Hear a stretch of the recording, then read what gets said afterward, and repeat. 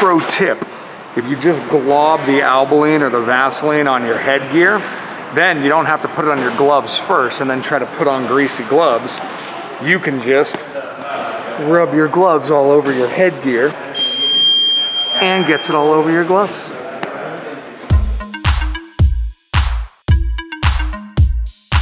All right, so let's talk.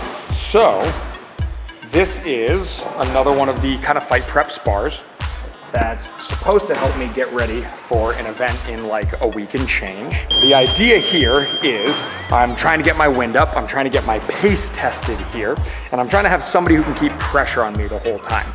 In lieu of having a gym full of professionals, like I'm lucky enough to be able to visit when I go to New York and down to Massachusetts, we're gonna grab a couple of our talented amateur competitors, similarly sized to me, and we're gonna have them do minute with me.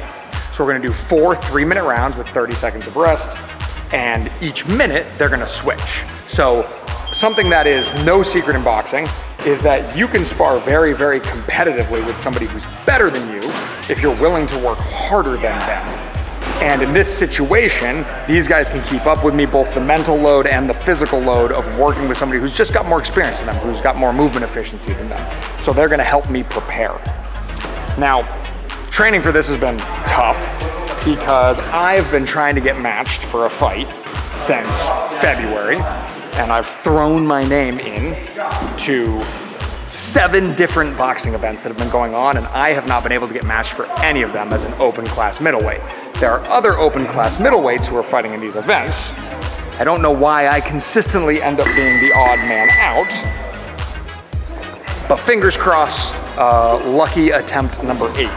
I've been walking around at 165, but they switched my opponents around on me for this event, and now it looks like I'm fighting at a catch weight at 170, which basically just means I get to eat breakfast, so that doesn't have me unhappy.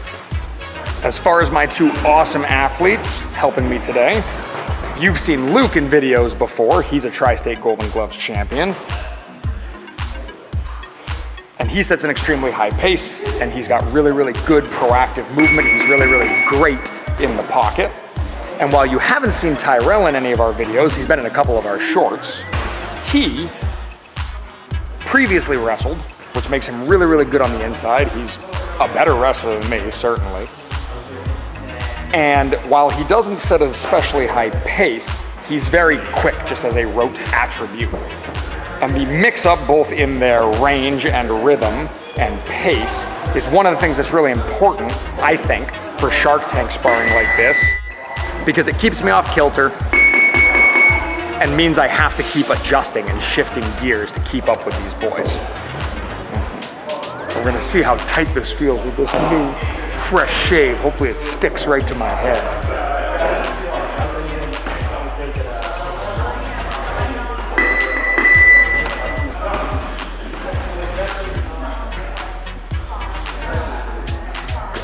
All right, figure I bug these guys, see how much longer they need to warm up. I just came off holding mitts for the last 12 hours, so I'm warm.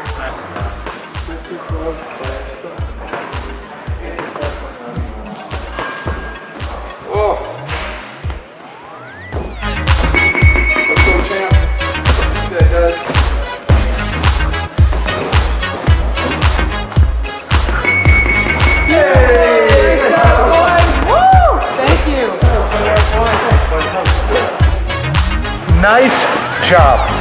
Let's talk about good things, bad things. All right, good things.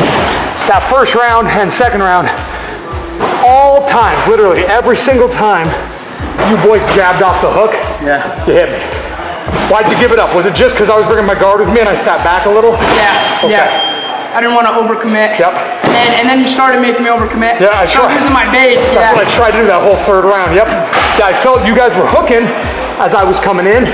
You were getting me to drop step and be heavy on that front foot, and then you guys would create distance and you jab, which is awesome. The adjustment I tried to make is I sat back a little. I started feinting with that jab and that front foot step to get you guys to pull the trigger on the 3, feel vulnerable, and either exit or just let me pot shot you with the jab afterwards. Good. Other things that you guys say. I noticed like whenever like I tried to like jab my way in, sometimes I would leave my head on the center line and then you would counter me with a two. Yep, I was trying. Yeah. I was trying because you like to move in because it makes sense with your feet. You like to move into your closed side to your left. Yeah. So you got to pass through my cross lane to do it. Yeah. Interestingly enough, Yeah. Tyrell was catching me with that exact same thing in the 4th round, where I kept trying to slide in aggressively because I'm trying to press the pace, and it's easier to move in line with my feet. And Tyrell caught me once or twice just with that cross as I walked through that cross lane, which is good. In that 4th round, when you start attacking the body, great job. It's scary to reach for my body because I get low, but I'm square. So I'm there to be hit. You got me with a great, it was just a little low, just a tiny bit low. You hit me with that liver shot. Really, really, really good punch. And you saw me acknowledge it. And that's good. Nice. My defense, like after I'd slip, I wouldn't use my head, like make an exit. Yeah. You were hitting me with that 6, it was coming up, and yeah, I don't know. Somewhere in those middle rounds, you got comfortable just kind of stepping back as defense because you were having a nice like speed advantage. So I started just throwing that so that when you step back and you hit the ropes, you didn't have anywhere to go, you duck into it. But you made the right adjustment, you start timing up, which is great. You're like, you know where I don't have to worry about the uppercut? If we're chest to chest. That was great. Awesome. You did really, really good job. I gave you a shout out at the beginning when I was giving the intro. I was like, I like working with Tyrell because he's a better wrestler than me. So you did a really good job of tying up and you always found a way out. I never got a chance to keep you pinned in a corner. Cool. Other things you guys saw. One thing I noticed that maybe I could improve is a couple times you like caught me off balance, so you were able to like put your weight on me. Yeah. And I was trying to like duck under a shot. Yep. You would like grab me. You weren't there at the beginning. At the beginning, your posture was really good, and you were keeping your eyes up when you were rolling. Yeah. Which is what let you stay on your jab. So as you were slipping and as you were ducking, you were always upright to be able to land that jab. And one of the reasons why I could pressure you more effectively late is as you started fatiguing out, you'd hinge. And then it wasn't so much that I even thought I could hit you, because you actually did a surprisingly good job of like breaking off my momentum. Yeah. But I knew you couldn't jab me. So at the very least, I knew I could step in and put some pressure on you, even if it didn't bear any fruit. Does that make sense? Yeah. Yeah, we've talked about that before, how posture and stance is what gives your opponent the red light or the green light to be able to attack. Cool, other things. Keeping my base when I'm throwing my hooks. Yes. Yeah. You got better at it. I got better at it, but Yeah. I definitely felt it with some of my punches. Yep. If it makes you feel better, I had a couple too. Yeah. Where it wasn't so much the two, because I was throwing the two light, because I knew you boys were going to try to find my liver eventually, as Luke eventually did. I got to settle down a little. Good body shot. Overall, though, really, really good day, guys. Thank you very much. Thank you very much. Yeah, brother. Overall, really good sparring session, getting ready for the fight on the 13th. Hopefully it goes through. Those boys did awesome. I love those two. They are talented competitors. They're still novices, but you can see how, because we have a familiarity with each other, they can see the things that I struggle with. And, you know, we're not starting in round 1. You know, we're starting in round 30 because we have previous experience working together. One thing that they did excellently today that I know that they struggled with when we've done this in the past is they kept me accountable. They didn't let me active recovery.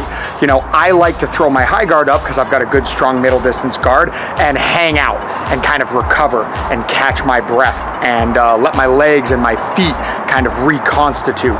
You saw me do that in the Sherrod spar in Syracuse, but these boys are smart. Whenever I tried to do that to Luke, he matadored right out of the way, all right? He didn't hang out in front of me on the line, okay? And whenever I tried to do it with Tyrell, he tied me up and he made me work. Overall, this was excellent, and this is what a healthy sparring environment should look like, where nobody's trying to hurt the other person, but we're all trying to outbox the other person, and we can use a little bit of speed and power, but there are no bad intentions. And you can see when something fun happens in the moment, we acknowledge it. We're proud of our teammates. We want them to do well. We want them to have success. The rising tide raises all ships, and afterwards we talk. If you finish up your sparring and you just go home, you don't communicate with your partners and your coach about the good things, the bad things, and the places to improve, then you're not going to be able to have success. If you can do all of those things and build a good community environment around you, then you're going to be a winner and you're going to succeed when you fight.